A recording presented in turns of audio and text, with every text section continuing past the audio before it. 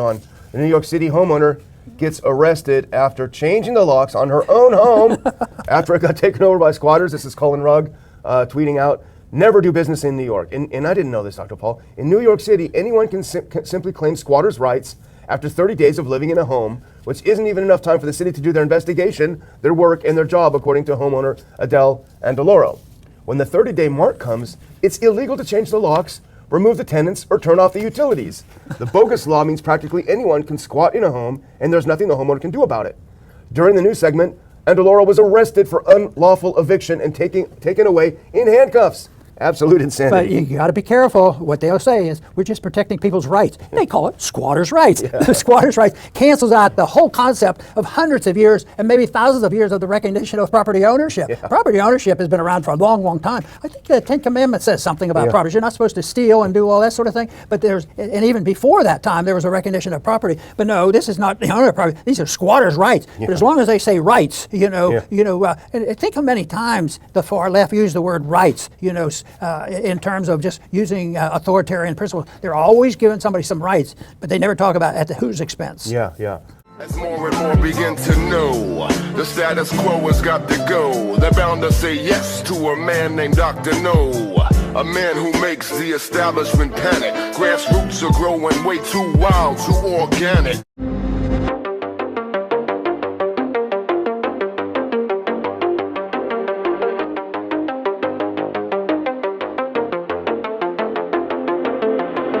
So the Wall Street Journal reported on Wednesday that the Justice Department is considering whether to offer WikiLeaks founder Julian Assange the opportunity to plead guilty to a reduced charge of mishandling classified information. And this report cited people familiar with the matter.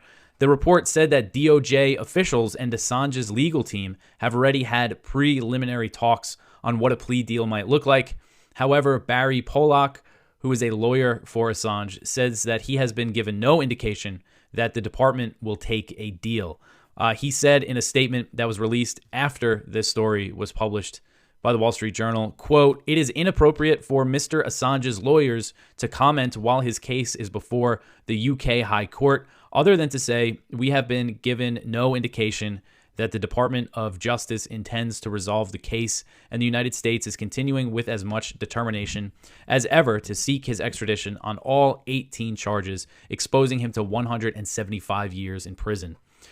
So Consortium News, Joe Loria over at Consortium News, which isn't an outlet that I trust a lot more than the Wall Street Journal, they reported later in the day that Consortium News had actually previously learned of these talks that happened between the U.S. and Assange's legal team on a potential deal, but the information was given off the record, so they didn't report on it. But in light of this reporting, they said that they actually learned about this as well. So with that, it makes me think that this report is right, although the way that they portray it seems a little sketchy.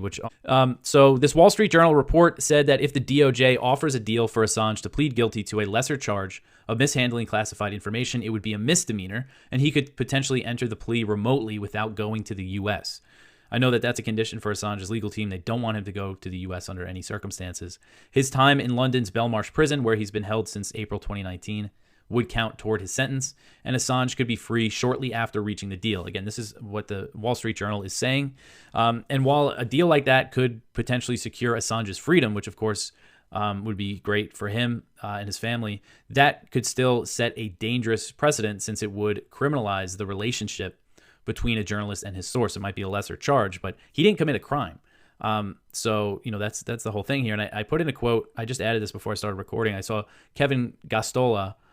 He's a journalist who really focuses on Assange and whistleblower stuff, and he wrote a book on Assange called Guilty of Journalism, the Political Case Against Julian Assange. I wanted to see if he had anything to say about it, so I went over to his Twitter, and he had some interesting stuff to say. He said, basically, U.S. officials chat to the press about some possible plea deal for Assange when he isn't guilty of any crime. If Assange's team signals that it would never be acceptable, then it's Assange's fault that he remains in prison. Officials can say that he wants to martyr himself. And then he goes on to say, it doesn't matter if a plea deal is even on the table or consists of a charge that could legitimately be brought against Assange. The bare fact that Assange won't allow a bad precedent for world press freedom is turned against him by way of making it seem like he's unreasonable. So kind of saying maybe they're leaking this to as something that they could use against Assange as part of kind of the propaganda campaign against him. So a group of over 100 Democratic donors sent a letter to President Biden this week warning him that his unconditional support for the Israeli slaughter of Palestinians in Gaza could cost him the election to former President Trump, who, of course, is another staunch Israel supporter. So the letter said that likely Biden voters are, quote, now questioning whether the Democratic Party shares their values. If they stay home or vote for a third-party candidate, there is the very real danger that President Biden will be defeated in November, end quote. So the New York Times obtained this letter, and they said that a handful of the signatories had donated six-figure sums to President Biden's 2020 and 2024 campaigns. So these are relatively big donors, showing that the opposition to this is not just among, the average young, progressive-leaning Democratic voter. These are people with some serious money, which means that they have influence in the Democratic Party. So the U.S. is planning to spend $400 million to upgrade an airfield on the island of Yap, which is part of the Federated States of Micronesia. And this was reported by Air and Space Forces magazine. So this is part of the U.S. military's plan to prepare for a war with China. They are working to establish dozens of new airstrips and other types of footholds on small islands across the Asia-Pacific.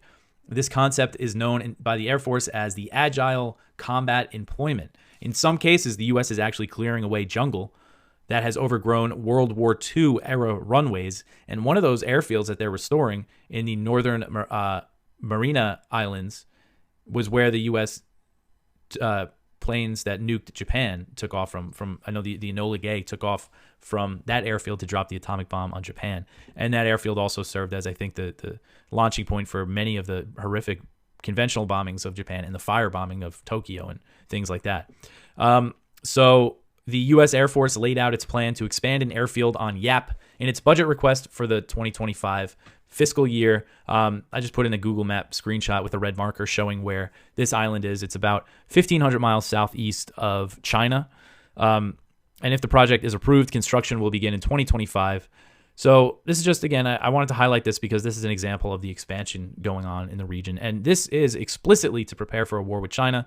U.S. military leaders have said this is the idea of what they're doing is to create more targets for China to have to hit in a war. That's what General Kenneth Wilsbach, who's the head of Pacific Air Forces, he said that last year. So when I say that they're preparing for war with China, that's exactly what they're saying they're doing as well, which is very, very provocative.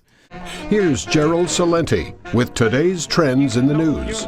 And it seems like every week, we're talking about the loss of freedom. Yeah. Freedom of speech. Like every week, and Gerald, it's a pleasure to be with you, my dear friend, no matter what we're discussing. It seems like every week there's more and more evidence that the Bill of Rights is a bill of government privileges, whereby the government will turn on the spigot of liberty and turn off the spigot of liberty when it wants to. And it's now in its favorite phase, which is turning off the spigot of liberty. And in this case, it's the freedom of speech. Again, if you don't believe what the government says, then you believe in misinformation. And you have an article here about TikTok, and you said, can Congress ban TikTok? You begin by saying, you make this quote, Congress shall make no law abridging the freedom of speech, First Amendment of the Constitution. When James Madison set about to draft the Bill of Rights, the first 10 amendments to the U.S. Constitution, he was articulating what lawyers and philosophers and judges call, quote, negative rights. A positive right grants a privilege, like a driver's license. A negative right restrains the government from interfering with pre-existing right. In order to emphasize his view that the freedom of speech pre-existed the government, Madison insisted that the word "the" precede freedom of speech in the First Amendment. If the freedom of speech preceded the government, where did it come from? I loved asking that to law students when I was teaching constitutional law, and some would say a consensus of the community, and some would say tradition, which is actually what's taught in many law schools, because they are hard left and they reject the idea that our rights come from our humanity. You don't have to believe in God the Father to accept this. You can recognize that human beings are the highest rational beings on the planet, and we, by our exercise of reason, can discern right from wrong and good from evil. In order to exercise that reason, we have to exercise our free will. And in order to exercise our free will, we have to have the freedom to think as we wish, to say what we think, to read what we want, to publish what we say. It is the third of those that the government is attacking read what we want by preventing us from reading and communicating with TikTok. You know, what you're saying, you know, it's just, it's mind-boggling in the sense that have we lost our freedom right in front of everybody's eyes? And all you have to go back to, I mean, how blatant it was with the COVID war.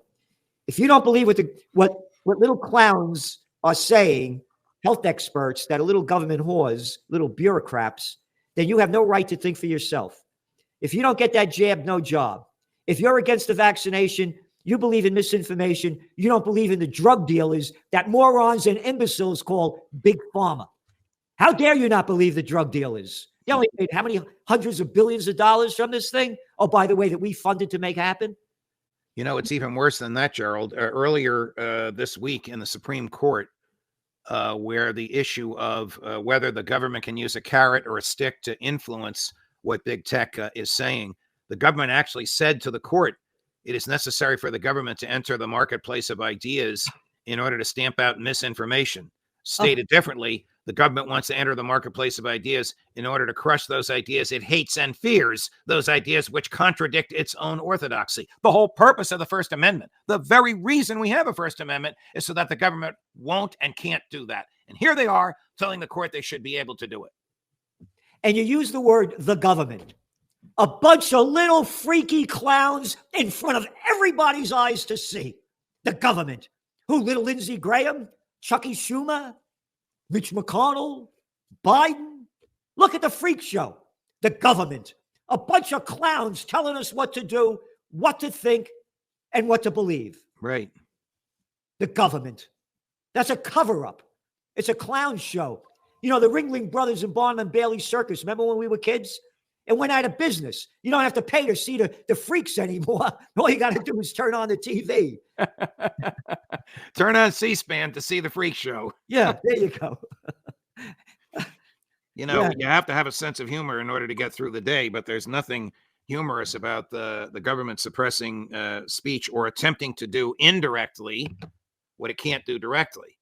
Indirectly, it is getting the bulletin boards on which we post our ideas, big tech, to advance the speech it likes and suppress the speech it hates because it can't do it directly. And I'm sorry to tell you, it seems like the court's going to go along with this. Oh. Chief Justice Roberts and Justice Kavanaugh gave every indication that they're going to go along with the three liberal members of the court and permit the government to get away with this. This actually started in the Trump administration. I don't know if he personally knew about it, but it's got carried away in the Biden administration.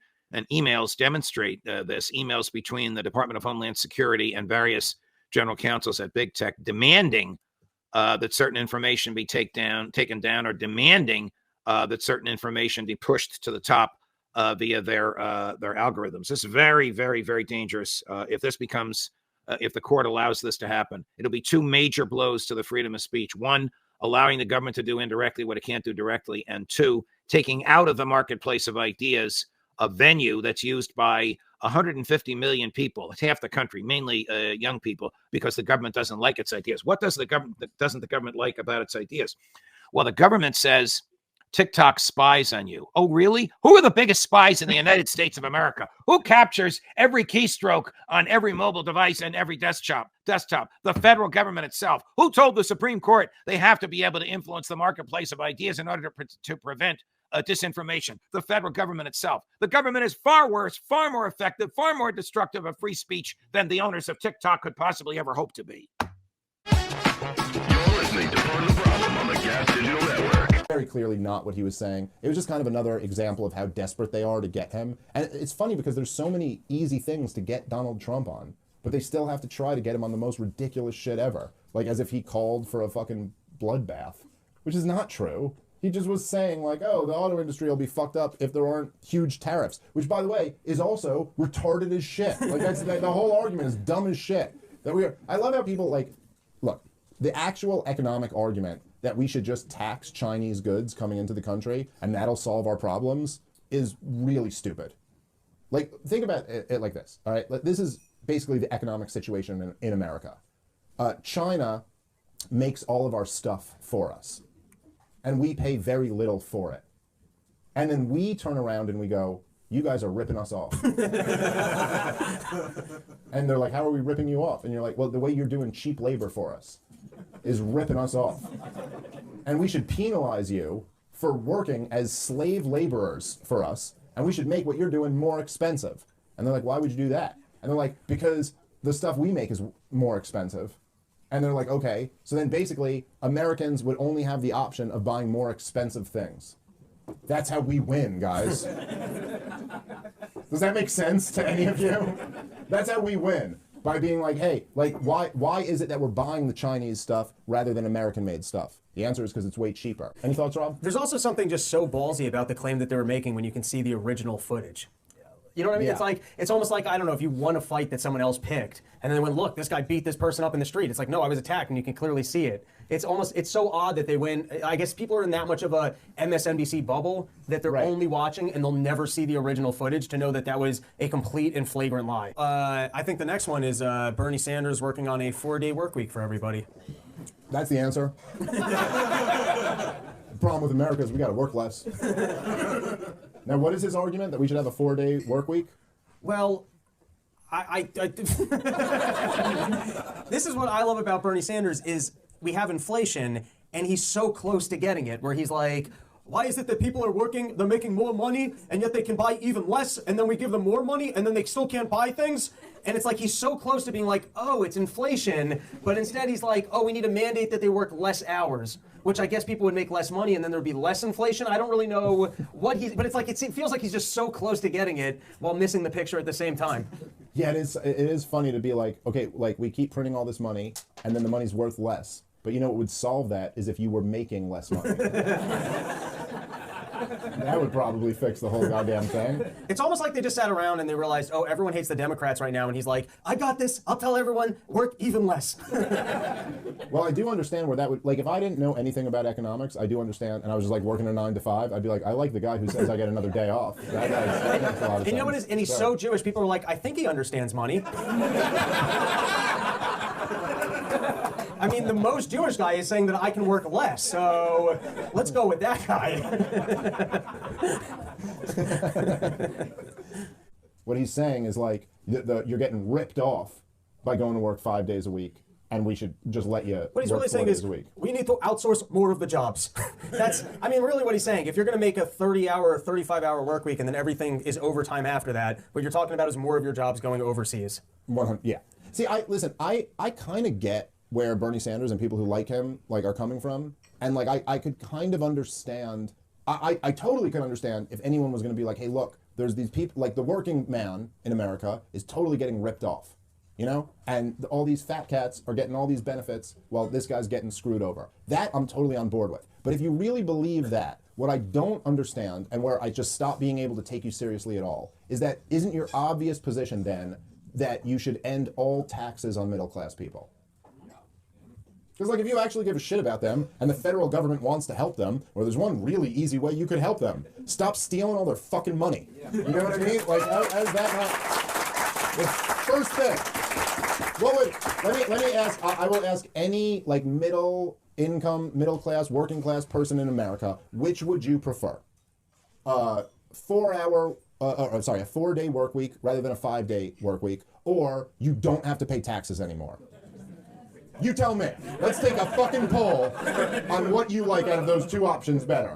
And I guarantee you, somewhere in the high 90% will vote on just no more taxes. So it's like, it's such a, like it's a, I don't know, it's like a mind fuck that you live in this world where anyone who represents the federal government could look at you and be like, we're trying to help you out. And you'd be like, okay.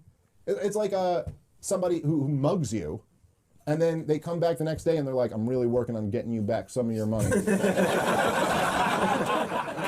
And you just gotta just be like, well, I got a great solution. Like, you could just stop doing what you do. And you're like, nah, that's off the table. But like, I got another idea. How about you just don't work so much? And then there won't be so much for me to rob from you. It's also, I mean, if you just look at the entitlement programs, the fact that I think we're spending another $1 trillion every 100 days, the idea that you're going to reduce the labor of people in the amount that you can tax, and then also be able to cover the entitlement programs with what money? Like, what exactly is the plan at that point? And he goes, well, you'll tax the corporations more. You mean the corporations that you're now forcing to be less profitable because they have to pay the workers overtime? It's like, what exactly is the plan? Of course there is none. Yeah.